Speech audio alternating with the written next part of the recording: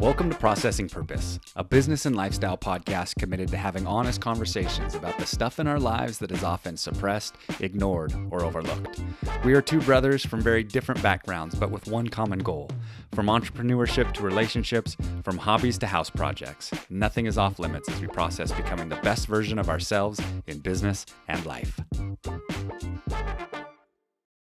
We're back. Hey, we're back. I had to do it. Yeah. I am grateful today. How about you? I try to be grateful every day. I don't know if I'm that good to be like living in gratitude every day, but I try to be. But obviously, I try to that come from?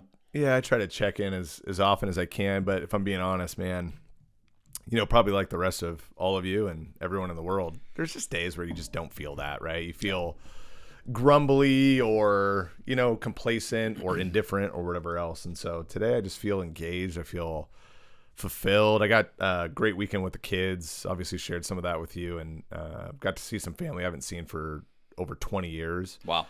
Which actually, when I was with them, it was a little bit heartbreaking because you're like, why has this happened? Like, we are just so organic. It's so good just to be around them, and just so much love and hugs. And so it was really fulfilling. Just a great weekend with family and just filling that cup up. It just felt really good. Nice. Yeah.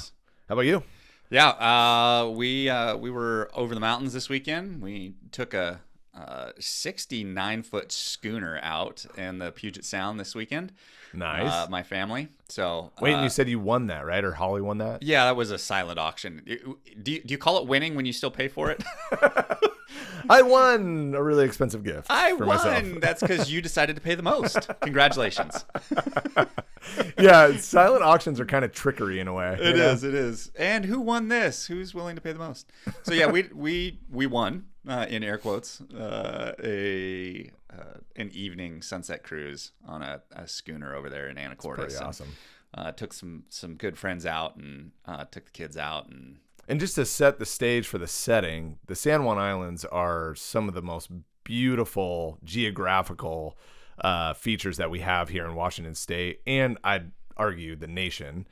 And so in Anacortes, when you're setting off from the marina, you're looking into the San Juan Islands and cruising around them. And I just, for all of you listening in that don't understand what that experience is like, it's about as magical as it gets. So yeah. That's a really fun experience. Yeah, it was. We didn't have great wind. So it was. So you were kind of just putzing along. We were kind of putzing along. We didn't get to make as much ground as you might hope, but it was still cool. And the kids haven't been out on anything like that before. So you took the kids? Yeah. Oh, I thought it was just like a little double date thing. No, we took the kids over. Oh, that was real magical. We cool. was being out on this huge pirate ship and took snacks, and it was fun. Love it. It's fun. So we had a great weekend. Lots of fun. Love it. Yeah. Well, we're going to shift gears pretty hard here. In terms positivity, and... Yeah, in terms of topic, we're going to cover criticism today. Oof. Yeah, it's a tough topic. It's something I've experienced a little bit of here recently. And, sometimes it's warranted, sometimes it's not. But I think there's always some truth in criticism, more times than not, even if it feels unfair, or the timing's not right, whatever.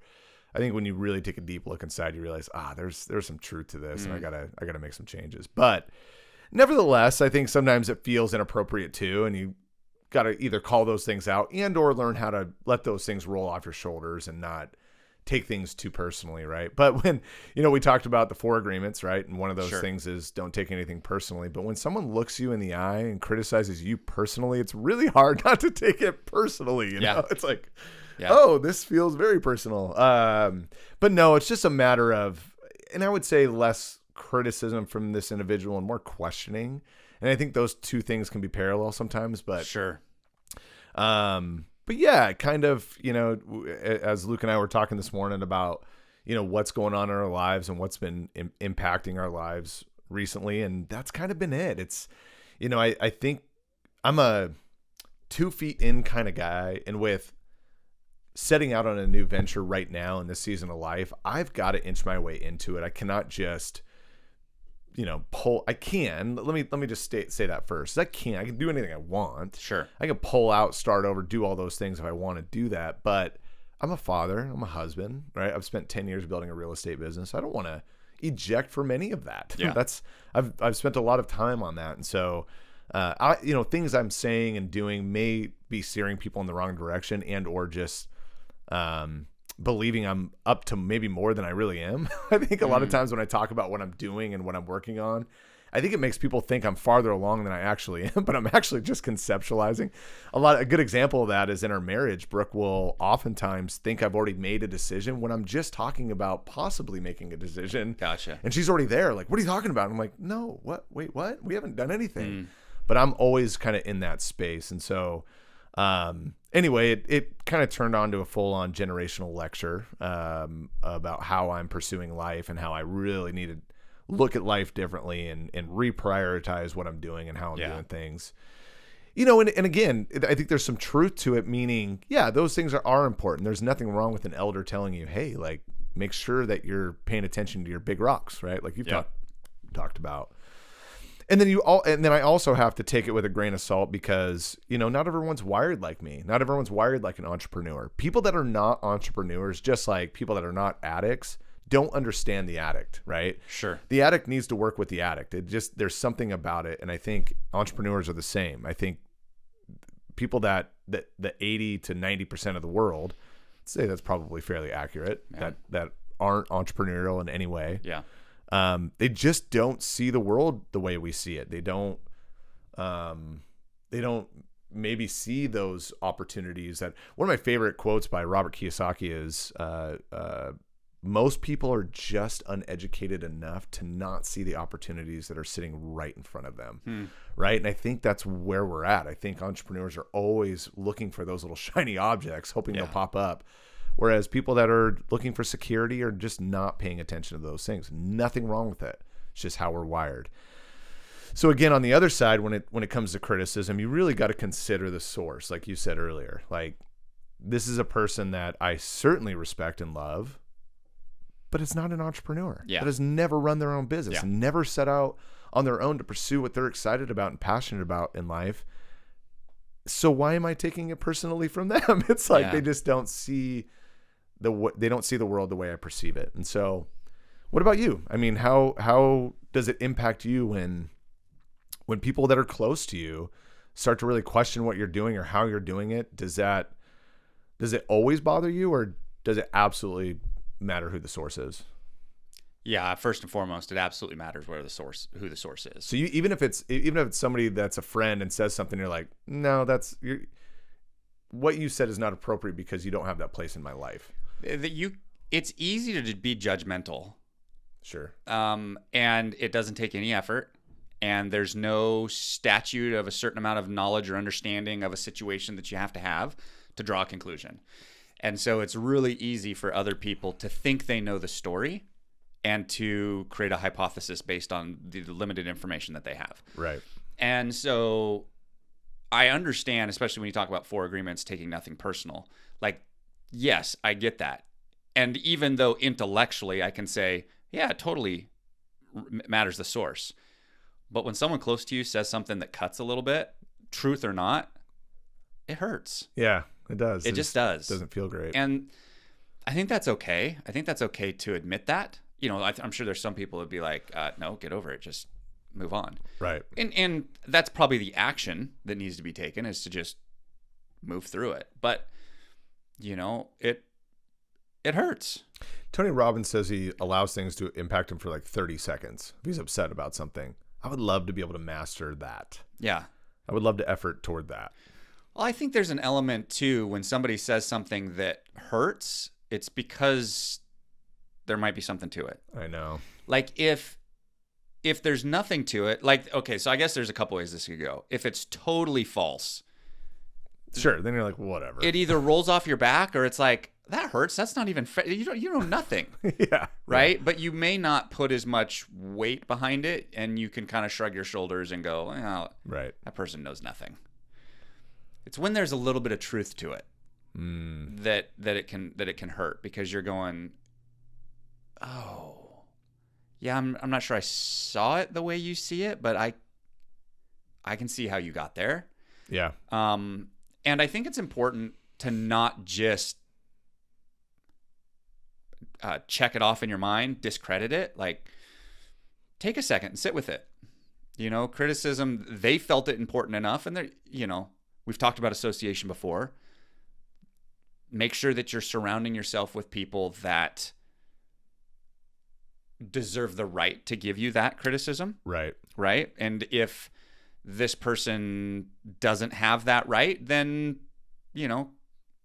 acknowledge that and make a little separation. But if you've gone down the route of surrounding yourself with good people, like, take a pause, take a beat and go, okay, where'd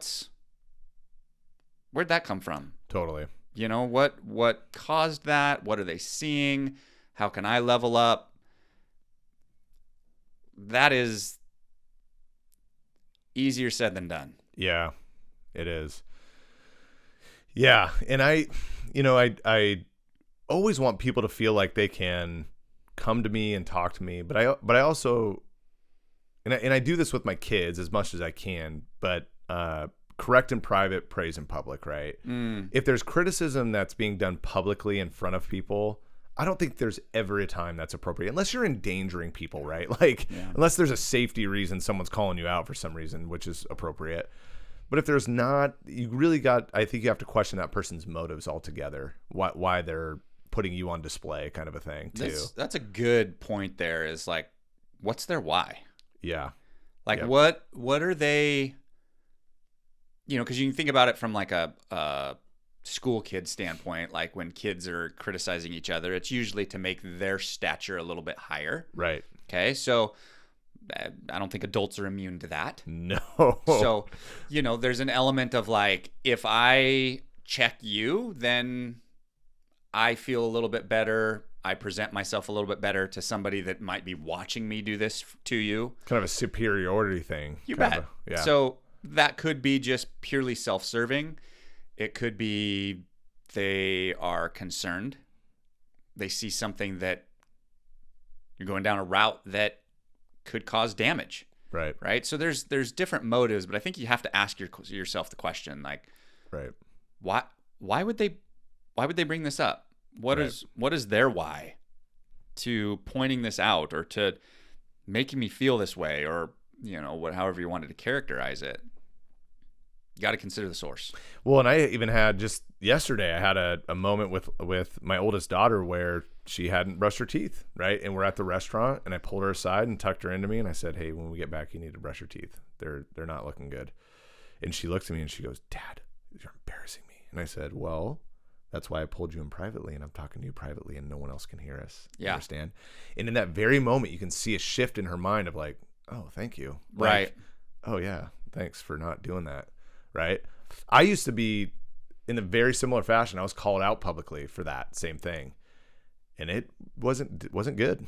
Yeah. It wasn't good. It's embarrassing. It is. And so definitely be careful of that when you go to criticize. And I want to shift gears a little bit too, and I want to talk about us criticizing others too. I don't want to just sit here and act like, oh, we're the only ones that are, it goes both ways. Dealing with criticism. We are also doing the same. And I'd say a lot of times when we are criticized is typically when we're the most critical of others, right? We then shift into like, I don't want this attention on me. Boom, I'm going to throw it back on somebody else, right? But anyway, yeah, just really be careful to not criticize anyone in public, again, unless it's a safety issue or something like that. But that's more constructive. That's like, hey, I want to, look out for the betterment of everybody around you. But in terms of criticizing others, if I just want to launch into that, is I find myself really struggling with lack of common sense. And two things too around that, or one thing around both that being criticized and criticizing others. See, I did that again. Now I totally lost my I rabbit trailed a little bit, but I think you have to consider that criticism shows up usually from a good place, right? You're trying to help others, but when I am seeing others that are continually not practicing common sense. Like, I just have no patience for it, and I just can't figure out a way to constructively handle it. Yeah. And I find myself lashing out. It's probably one of my more toxic traits. And I think that happens in both cases. I think if you're being criticized and you're criticizing others, you just, for me personally, I aim for finding the good out of both scenarios, but I think I find myself either regretting it and or, criticizing others and or really being in that space too long. Yeah. You know what I mean? And just absorbing it too long. I think criticism must stem from permission. Meaning you're asking for it? Mm-hmm. And I think that goes either direction. Like, there has to be an element of either emotional maturity where they have stated that they are leaning into something, that they're wanting to grow, whatever it is, but there's still that's still permission. There still must be an element of like, this person values the feedback I'm going to give them because they told me they would value the feedback I'm going to give them. Right. Otherwise, and I'm sure there's exceptions, maybe safety, right, might be an exception. I'm not even sure that would be criticism. Sure. That just might be keeping somebody safe. Right. But otherwise, you have no business saying what's on your mind. Yeah. They didn't ask for it. And if they didn't ask for it, their heart's not open to receive it. And so what are you saying it for? And how often is your filter, yours might be more than mine, but how often is your filter objective anyway, right? Like, how often are you in an emotional space to actually give objective feedback? Totally. You might be ramped up about something else, and now you're giving them all this, this tone, and they're going, what? I didn't really? And you're going, oh, shoot, you just caught me at the wrong time, right? Yeah. To give you that. So there's that too. You got to pay attention to that. Yeah. My dad has done something for years that can work and has worked well, but you got to be careful on how you deploy it because it can feel a little patronizing. Not that he does, but I can just see how it would be. Sure. And that is, if you see something that you're feeling compelled to bring up with somebody, you lead with permission. Something like, hey, can I ask you a question?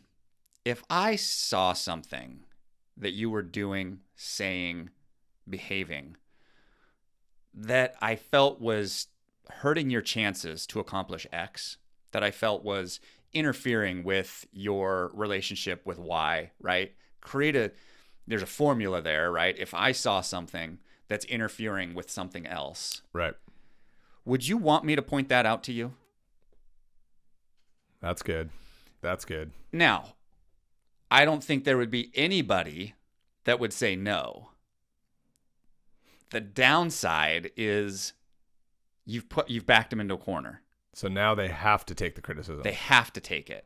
And so are they really going to be in a headspace to receive it? So it can work, but that person also, again, almost comes back to permission.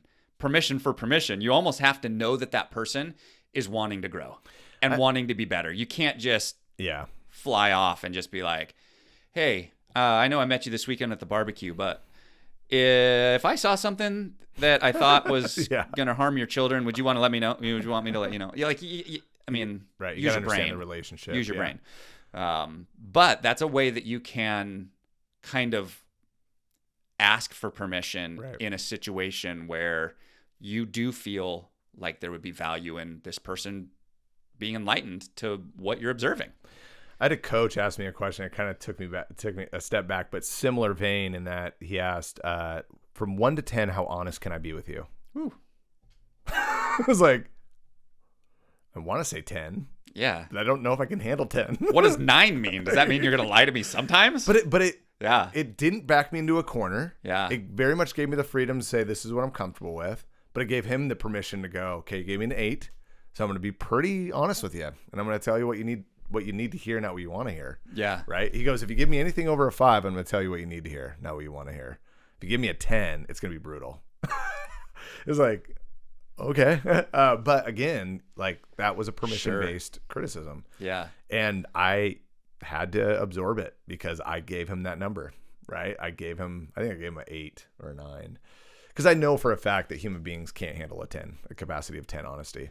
Yeah. Because that's like liar, liar, right? Right. Like Jim Carrey, liar, liar. Right. Like, you can't be telling me everything that's crossing your mind. That's not good for any of us. Sure. So Your hair's funny today.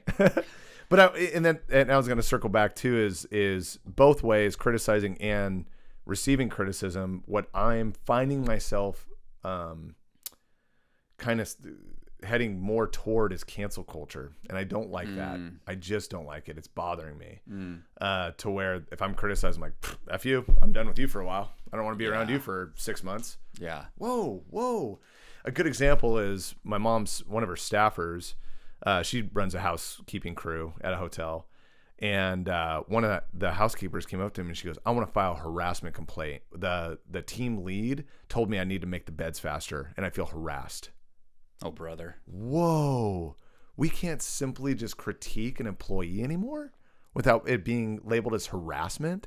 So now we're getting into this like sensitivity space, but I find myself edging toward or kind of moving toward that. And I'm like, Gavin, no way. Yeah. You're not cutting people off because they gave you some good feedback that you need to consider. And you're not writing this person off because they don't have common sense in this situation. Yeah. Teach them, groom them, help them. But I'm finding myself getting there faster and faster, and I just don't like that. Well, it's really easy to give criticism. It's easy to point out where someone's doing something a little bit differently than you would. Right. Like that's easy. And it's easy to fire it off and then not think about it again. Right. But there's a consequence on the other end of that. I mean, we've all received criticism, and it's like you stew on it for the afternoon, a day, a week, a month. And that could have come after 100 compliments. The one little piece of criticism, you just won't let go. You won't let it go. Yeah. When you receive criticism, do you have a process in which you digest it? Maybe not consciously, but as you think back through it, like unconsciously, maybe. Yeah, I'd say internally, I do my absolute best to make everyone not feel like I look like a little boy in reacting emotionally about something, right? So I can feel my body fighting against itself. Like on the outside, you are someone very different than you are on the inside, but I do that very consciously, which feels it's a battle. It's like you're playing this like sales game. Like I'm selling you something that you don't really know I have. Yeah. And so, but I'd say I've gotten better at coming across as more mature in those situations. Internally, I'm an absolute 3-year-old. Fair. Yeah. And, but I will say I'm really proud of myself in that, as opposed to 3 or 4 or 5 years ago, today I can move through those things a lot faster than I used to. It would criticism would ruin my day. Whereas now it'll ruin a few hours, right? A few hours will go by, I'm stewing on it, it'll turn, but I can get through it faster than, resting my head on my pillow at night, still thinking about the same thing that I can't control. Yeah. So yeah, I'm getting better, but Yeah. I'd say I still feel like a little kid internally. Yeah, I think there's gradients to it. Like, again, coming back to source, depending on the topic, like some of them you can be, right. You can shrug off a little bit, and some of them you got to chew on for a bit. I find for me, when somebody, pokes a nerve and it's like, that hurt, I got to write it out. So for me, I actually, I keep a document on my computer and I just have personal awareness thoughts and stuff, and I'll dump it in there and be like, this happened today. Like, I'm even asking myself the questions, how do I feel about this? Is there truth in that? What do I need to take away from this? Really healthy. And then what I try and do, I'm still working on this, is when I go to bed at night, I will tell my subconscious to work on it. So I'll lay down in my mind. We've all been there. Our mind's spinning over this comment over and over in our mind, or this interaction or whatever it is, and we just can't shut it off. I literally will talk to my brain and be like, okay, it's important that we continue to process this. We are not going to process this in my conscious brain. I have to fall asleep. So you have full permission to continue to process in my subconscious. and give me resolution tomorrow if that works. But I cannot think about this. I must go to sleep. And it works. Wow. I believe that. Yeah. I totally believe that. Yeah. And so it's a practice. It takes effort. And it's not like all of a sudden it's like a light switch and I'm no longer thinking about it and I'm asleep. It's Right. like, but you can feel it you fading. can feel it fade, and then it might come back. You might have to do it again. Sure. No. We talked about this. Yep. I cannot process this consciously. I need to fall asleep. It's not going to do me any good to think about this. We need to continue to think about it, but think about it subconsciously and give me a solution in the morning. You know, and I wonder too, I'm sure you have, but throughout the day, just doing little, you know, if something happens early on in the day, taking 5 minutes and doing some meditation work to help get through it. By the way, meditation is not specifically Buddhist. It's not specifically, you know, religious at all. Meditation is very much an opportunity for you to get centered with yourself and understand kind of who you are on a deeper level. Well, and I think they changed kind of the language around it, more mindfulness now. Yeah, right? mindfulness. Yeah. That's a better way to do it. Yeah, better way to say it. Yeah, and I mean, you can attribute it to anything you want to, but at the end of the day, it's really just healthy for you to do. Yeah, I think it's good.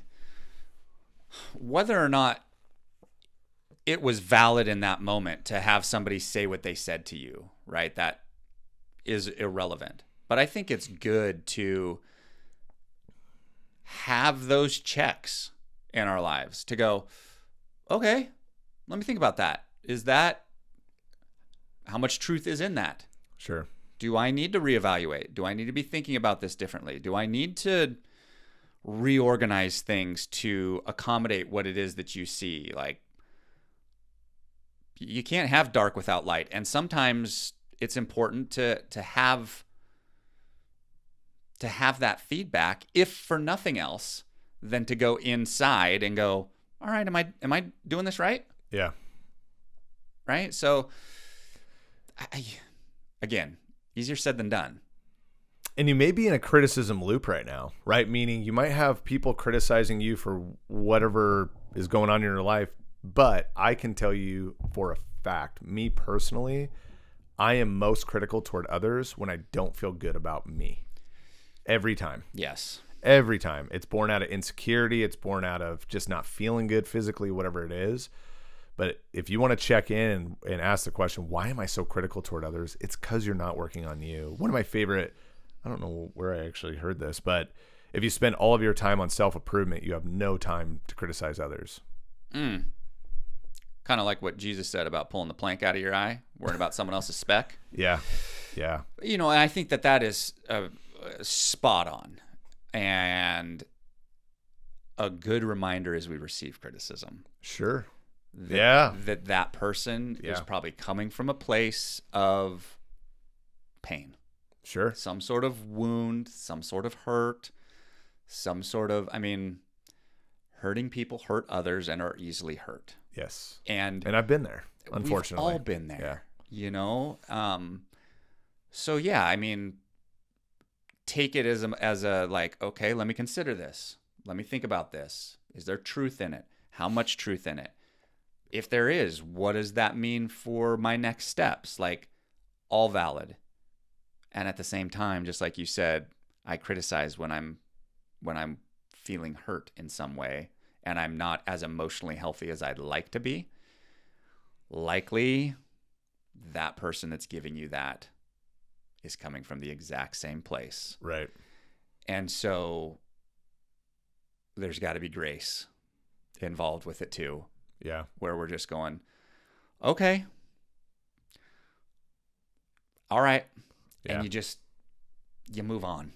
And a lot of times, even with you, you know, I think it's really healthy to soundboard some of that criticism on other friends, on other sources of love and information, you know, somebody that can go, you know, there is some truth to that. I've been seeing it too. Or they can go, no, that sounds crazy. I don't see any of that. But that comes back to permission. Sure. You are now opening the door. When you sat down with me this morning and we talked about this, you were giving me permission. You weren't saying you were giving me permission. Sure. But you're like, hey, here's what was going on. Here's what this person said. Like, it just, like, I don't like it. Yeah. And, you know, the door was open for me to say, well, what about this? What about that? Could this be happening? and you're in a place to hear it. Well, you do that well, and I'd say for all of you out there too is lead with questions. Luke does that really well. He leads with questions. He doesn't start inserting his opinion in. He's trying to get as much information out of the scenario or situation as possible, and then give that feedback of wisdom. Yeah. But that's really important. That's an important part of our relationship, and how we navigate some of these conversations is good questions. I lead with, is it possible? Yeah. Because all it's doing, it's not saying that it's 100% accurate. It's not saying that I've got it figured out. It's just saying, well, what about this? Is it possible that this might be happening? Totally. And in good chance that person's already thought of that. Sure. And it's just resurfacing of, I stuffed that down, but yeah, that might be possible. Yeah. All right. I'm gonna why off here just a second, because it's been pinging around in my head. Okay. How do we? This is a dangerous topic. Not pre-scripted, by the way. I'm not even sure what he's about to say right now. How do we have these conversations with our spouse? When we're observing behavior that, gosh, I feel like you can be better than that. I feel like you should be better than that. You know better than that. It's not healthy, at least in my relationship, to try and... Because then you feel like a manager. Oh, gosh. And they feel like... Because it comes back to what you said. You could say 100 positive things, but one negative, I'll grab onto that one. Yeah. Right? So you have to overwhelm with positive. Where's this conversation of trying to, I'm going to put it in air quotes, change your spouse, right? Or whatever that might be, when you're seeing like, oh man, you brought this on yourself, right? Or whatever it might be. Do you go there at all, or do you like let them figure that out on their own? Like, I think a good lesson is this is a bit dangerous. I know it really, really is. So my experience has been, and there's truth to it. It's not wrong, but when I've shared those points of criticism, typically again goes back to me not feeling good about myself, but usually that's where it's coming from. Okay, fair. But even then, sometimes it could be valid, or it could be warranted for whatever reason. And the response typically, well, if that's the worst I am, or if that's the worst thing I've done today, then what, pretty defensive.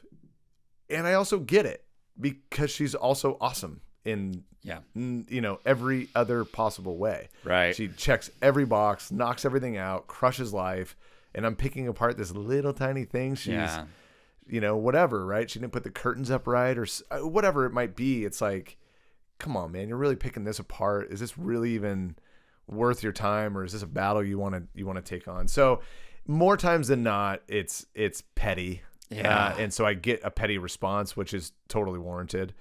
But a good example is Kyle. His wife went to move bulls or cattle or something, and she was really excited about it. I'm going to take this on. Well, she had never done it before. And he said, look, horses, I know cows.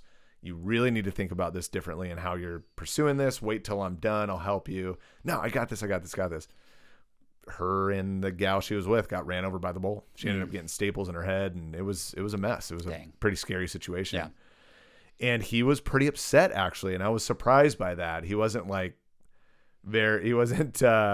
he was to some degree, but not very nurturing. Sure. He wanted to say, I told you so, but didn't. Really held it back. And instead, a few days goes by and he's pulling staples out of her head in the kitchen. And by the way, they live on a ranch. They manage a ranch. This is actually not that uncommon. They kind of go through stuff like this more often than most of us. But as he's pulling staples out of her head, she goes, I think you were right. Yeah. And he goes, huh. And, of course he has a shit-eating grin on his face. Sure. Standing behind her. About what, Yeah. Well, I don't think I handled that the right way, and I should have really taken your advice and all that. And he had this moment of like, that I told you so moment, but allowing that to resolve in a really mature way, he was able to say, I can see that too. And I think you learned a lot. And anyway, it resolved itself into a really wonderful learning experience for everybody. And he didn't have to stand on some prideful, pedestal and all that. I mean, he probably wanted to many times jump up on that thing and smile and wave his arms and prove he was right, but he didn't. And he took the high road and he took a step back, and she finally came to her own conclusion. And so that's I think that's a really beautiful way how that can work itself out. But I think we're so quick, I am anyways, to jump in there and try to prove my point or make sure, hey, I want to make sure you didn't miss this. In that moment. Yes, to rub it in or whatever else. And it's not mature and it's not healthy and it's not. And Kyle would be the first to tell you that he hasn't always done that, right? He's definitely gone the other direction sometimes. But it was cool for me to recently, just a week ago, watch that play out the way it did. So, anyway. Yeah, I mean, it comes back to permission. Yeah. Right? And for Holly and I, if I try and handle it in the moment, which feels like the moment to handle it, like right. I'm observing this, I want to point it out to you so you see what I'm seeing. The downside of doing that is that you're a little charged up. Sure. Because you're observing it right now. You want to make sure they see the point, and their heart isn't necessarily to receive it. Maybe ever, but certainly not in that moment. Sure. Right? And so, and I'm not great at this. This is one of those things that I struggle with is trying to jump in the moment and be like, this is what I'm talking about right here. Yeah. And then it comes across as harsh and condescending. Sure. It just comes across as I'm superior, you're not, and let me show you why. Yeah. And that is a great route to create destruction. To being disliked. And so biting my tongue in the moment does two things.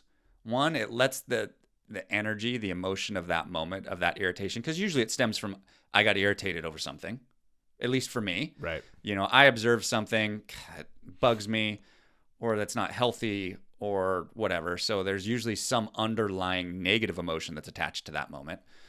So I allow the emotion of that moment to pass. Biting my tongue also allows me to come back to it the next day and go, is this worth bringing up? And how many times is it not? Many times it's not. Yeah, it's thank God I avoided that. Maybe even most times. Yeah. It's not. It's okay, that doesn't really matter. Yeah. And then it allows you to seek permission in the right heart and headspace if you do feel like it's important to bring up. I find it at times anyway, there's an avoidance, right? When there's going to be some critical things said in the conversation, I'm not ready to have this conversation right now. I wasn't ready to have this, right? And it's okay, it's been a week. We need to eventually have this conversation, right? So in a way, criticism can just seep in some unhealthy ways too. Yeah. Like that. Yeah, Holly's a verbal processor, so she's usually let's talk this out. Open to talking things out. She doesn't have to sit on things for a while and process it. I'm not a verbal processor, so I will do that to her, but she doesn't do that to me. Brooke and I are the same, but we've talked about that. Yeah. Holly and I are wired the same. You and Brooke are wired the same. Yeah. Yep. But criticizing your spouse, rarely produces any fruit. And it's, even though you feel in the moment it might be really helpful for your relationship, back to my wife's reaction, is it even really warranted given how much good is coming from this individual? Unless it's something that is disrespectful or, damaging to the relationship. If it's for example, I always kind of tease, and I need to stop. I always tease that Brooke makes piles everywhere. That's how she organizes, and but she knows where everything is. Right? It's wild. She could be oh, it's in the third pile back underneath 3 jackets. I'm what the hell? How'd you know it was there? Yeah. She has her own way of organizing things, but I'm but that's one of those topics where I'm but why does it matter to me? I'm not tripping over piles. It's not in my way. Now it's starting to impede on my garage space, but it doesn't really impact me so much that it overshadows her pros and her what she brings to the relationship and the family. And so, no, I think for me, I think this conversation It's amazing doing this podcast because I feel like I always walk away going like, all right, I got some stuff to work on. Great. You know? And that's definitely one I want to effort toward is working on me and not being so critical of others. Well, and you got to be careful. Like if you can go back, like if you bite your tongue, you wait a day and you're like, no, this isn't worth bringing up.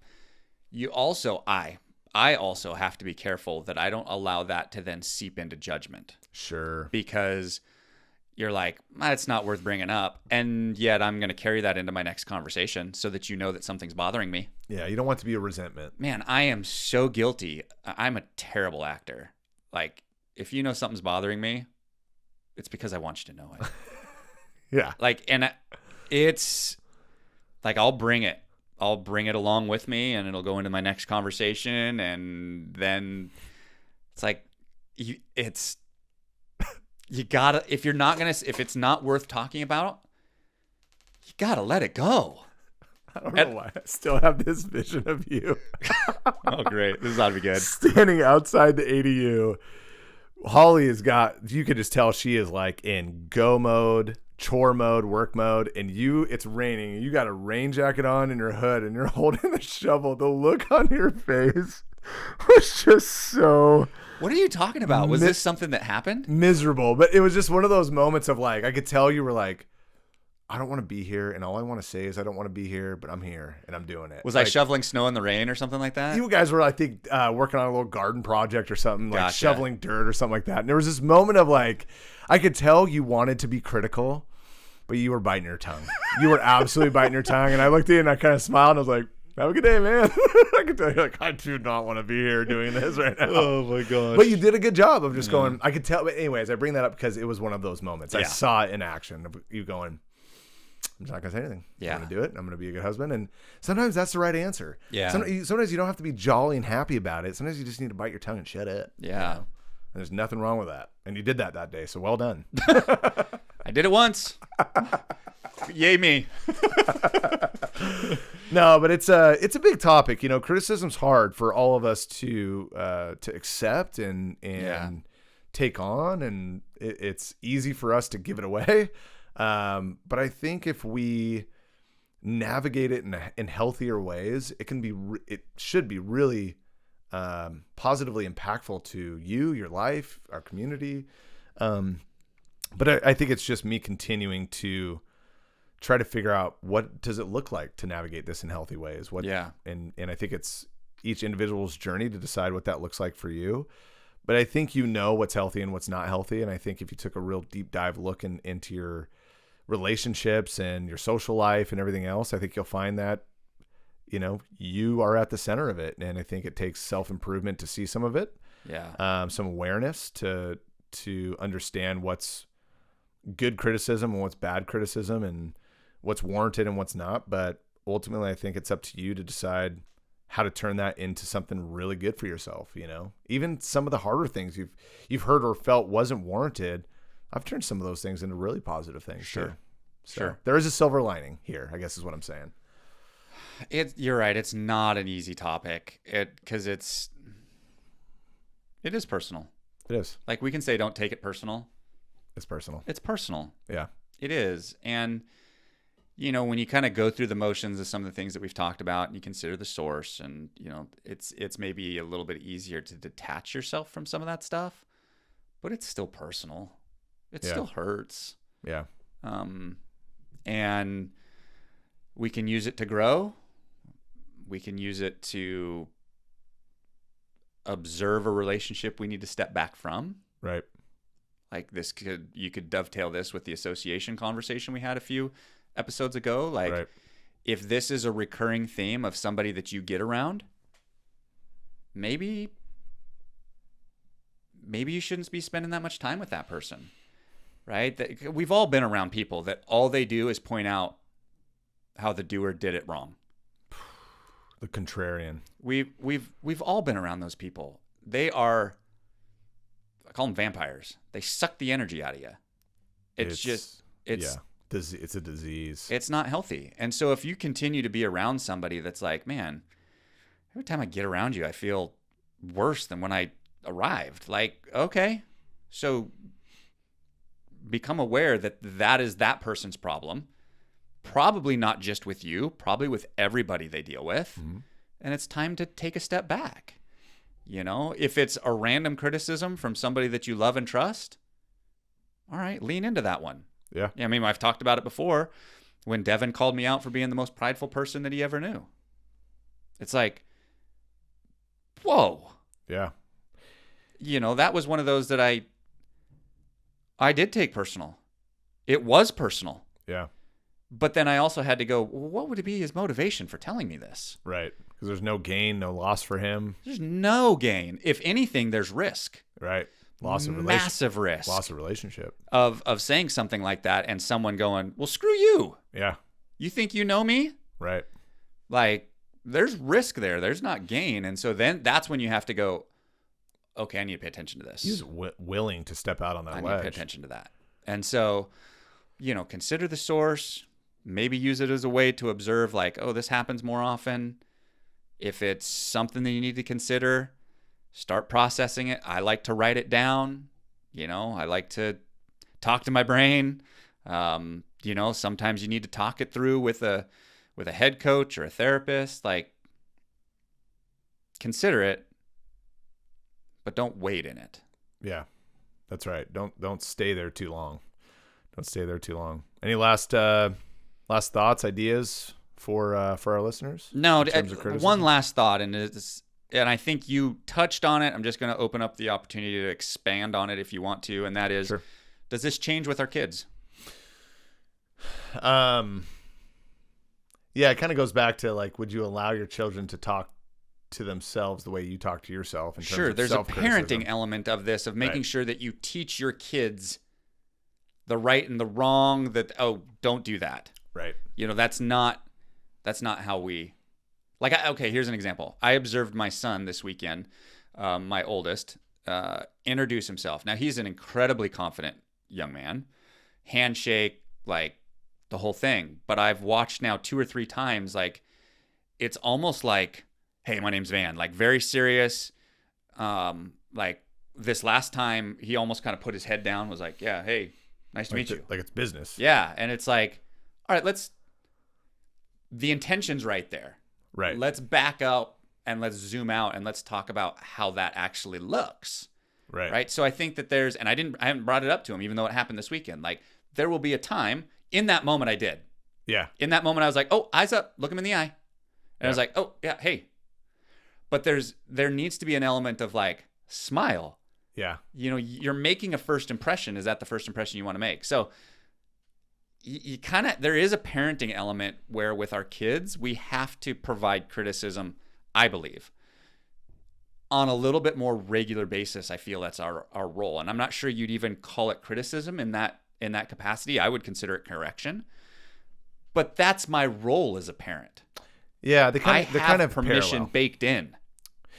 You do, and it's your responsibility to provide, you know, that framework for them, that social framework for them to understand how to navigate relationships, introductions, impressions, all that kind of stuff. So, very, very, very relevant.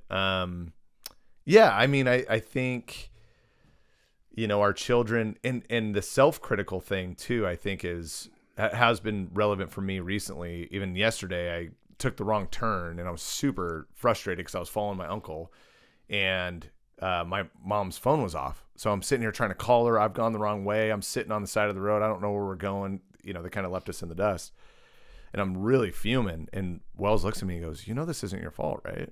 Wow. So there was that moment of, like, whoa, like I have an obligation to make sure. Wells said that to you. Yeah. That's incredibly intuitive. It is, right? And I'm like, wow. So I have a responsibility also to model. And Wells is 7? 7. Wow. Yeah, he's a pretty intuitive little guy. He really observes and takes things in. In fact, we always joke, but at Disneyland, you know, all the kids are running around, jumping on rides, buying toys. He steps back and he's looking at all the rides and trying to figure out how all the mechanics work and how it all comes together. I'm like, dude, that's just a different. It's great. I know Van's probably very similar in that way, but yeah, we got some smart kids, which is really cool. No, I you know, just to be aware of those moments, right? And maybe even use those as some teaching opportunities for your kids of, like, you know what, bud, you're right. It's not, and I shouldn't be upset. And I don't need to make this an emotional roller coaster for you guys when I just simply just did my best. And now Yeah. we're sitting here and we're trying to figure out what to do next. So, so he gave me a good learning lesson yesterday, great. which was really good. It's great. I think the one thing you have to make sure that you do as a parent, maybe as a human being, but since we're talking about parenting, is to 10x the compliments. I am super guilty of being like, pointing out why something didn't get done. Like, right. Why are your shoes not where they're supposed to go? Right. Why is your backpack in the middle of the kitchen on the floor? Right. Right? As opposed to, or maybe as, something that we should be doing, I should be doing more often, is acknowledging when it's done right. And I almost have this expectation of like, well, that's the way it's supposed to be done. Like, so if it's not done that way, then we need to fix this. But reinforcing kids especially, and I think all of us, but kids especially, we got to affirm them 10x, which is super challenging for me just because it's not top of mind often. Affirmations are really important to kids. Yeah, but like, hey, great job putting all your stuff away today. Yeah. Thanks. I appreciate that. That was good. Yep. Yeah, I couldn't agree more. In fact, it's kind of relevant, but Mr. Rogers said, I truly don't believe a child could develop the way they need to develop unless they are looked in the eyes from their parent or an adult that is caring for them and told, I love you just the way you are. Right? We've talked about that. You don't have to perform for me. You don't have to do things perfectly for me. But you're absolutely right. And in fact, I used to go to church with a guy. He goes, we were in a Bible study and he goes, I often ask myself the question, did I teach my kids anything today or did I just yell at them? And I think if we all took a real hard look at ourselves, we might find ourselves answering the question probably less desirable than we want to. Yeah, I feel like I yell at them way more than I'd like to. Yeah. And Jenny, our sister-in-law, she's just an amazing human to be around. But you see the effort. Like you see her getting to the heart of the issue with her boys than just dealing with the surface or what's on the surface. She really dives deep into what's going on here. What's the motivation behind that? And she takes that time. She's like, man, it's exhausting. Yeah. Going through all that. But she's like, then you know your kids and your kids know you. Yeah.